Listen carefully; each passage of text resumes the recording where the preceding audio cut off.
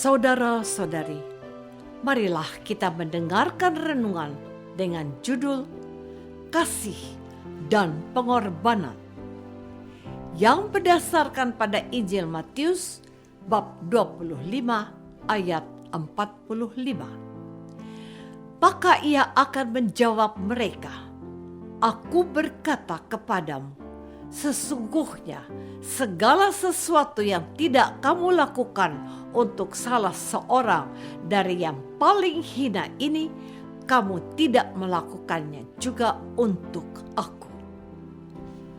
Dalam nama Bapa dan Putra dan Roh Kudus. Amin. Saudara-saudari terkasih dalam nama Tuhan Yesus Kristus, ada yang cukup istimewa dari bacaan Injil pada hari ini, sebab kisah ini biasanya ditampilkan pada bagian akhir dari penanggalan dalam liturgi Gereja Katolik. Dalam Injil hari ini, Yesus mengungkapkan kedatangannya pada akhir zaman.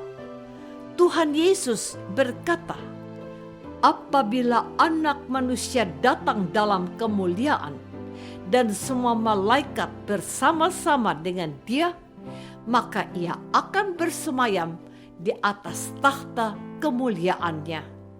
Lalu semua bangsa akan dikumpulkan dan Ia memisahkan mereka seorang daripada seorang. Raja itu akan berkata kepada mereka yang di sebelah kanannya, 'Mari, hai kamu yang diberkati oleh Bapa-Ku, terimalah kerajaan yang telah disediakan bagimu sejak dunia dijadikan. Sebab ketika aku lapar, kamu memberi aku makan. Ketika aku haus, kamu memberi aku minum. Ketika aku seorang asing, kamu memberi aku tumpangan. Ketika aku telanjang, kamu memberi aku pakaian. Ketika aku sakit, kamu melawat aku. Ketika aku di penjara, kamu mengunjungi aku. Sebab sesungguhnya segala sesuatu yang kamu lakukan untuk salah seorang dari saudaraku yang paling hina ini, kamu telah melakukannya untuk aku." Saudara-saudari terkasih, jikalau orang-orang yang berada di sebelah kanan mendapatkan tempat yang istimewa, perlakuan yang berbeda justru diterima oleh orang-orang yang berada di sebelah kiri dari raja itu.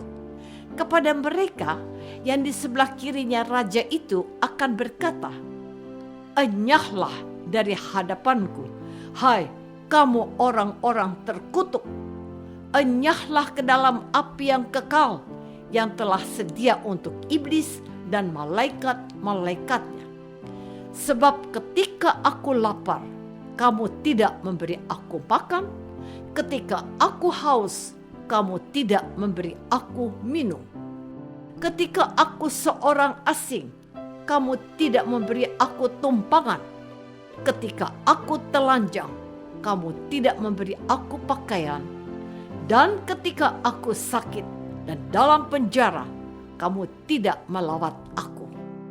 Sebab menurut raja itu, sesungguhnya segala sesuatu yang tidak mereka lakukan untuk salah seorang dari yang paling hina, mereka tidak melakukannya juga untuk raja itu. Oleh karena itu, mereka ini akan masuk ke tempat siksaan yang kekal, tetapi orang benar ke dalam hidup yang kekal. Saudara-saudari terkasih, raja yang dimaksudkan oleh Injil Matius seperti yang kita dengar dalam bacaan Injil pada hari ini adalah Yesus. Yesus adalah raja yang berkuasa atas dunia ini dan di surga. Sebagai raja yang berkuasa di bumi dan di surga, Yesus berhak dan memiliki wewenang untuk menentukan siapa saja orang-orang yang akan masuk surga dan siapa orang-orang yang akan masuk neraka. Dan syarat-syarat untuk masuk surga sesungguhnya amat sederhana, sehingga bisa dilakukan oleh semua manusia.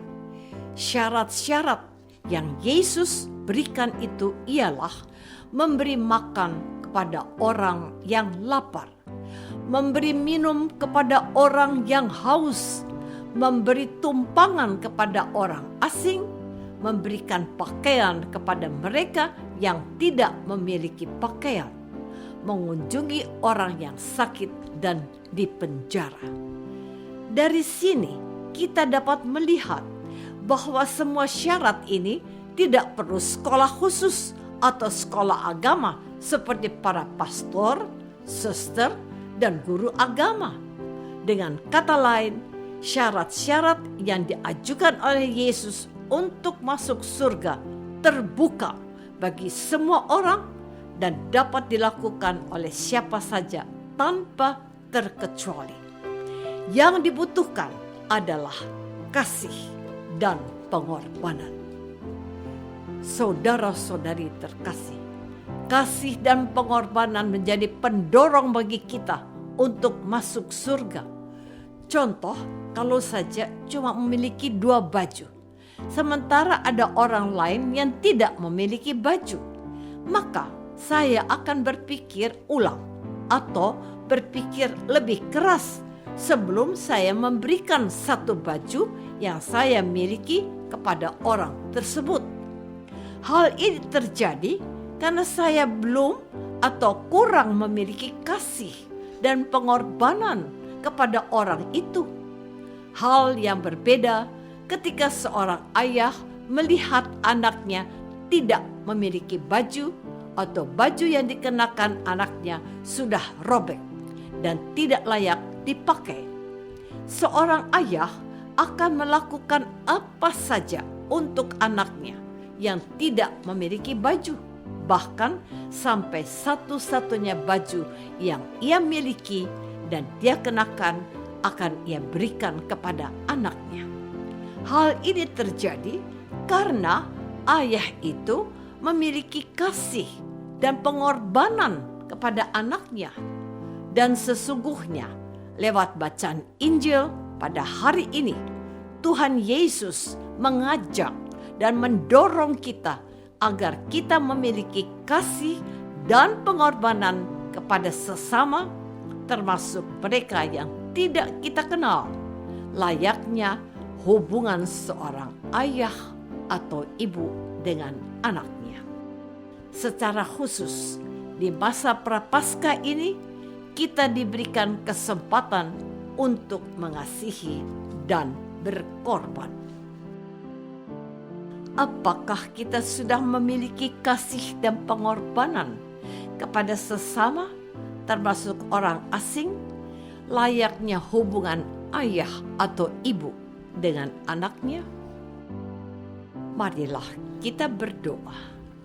Tuhan Yesus Kristus, Engkau hadir dalam diri sesama yang lapar, haus, tidak memiliki tempat tinggal, tidak memiliki pakaian, orang yang sakit dan dipenjara.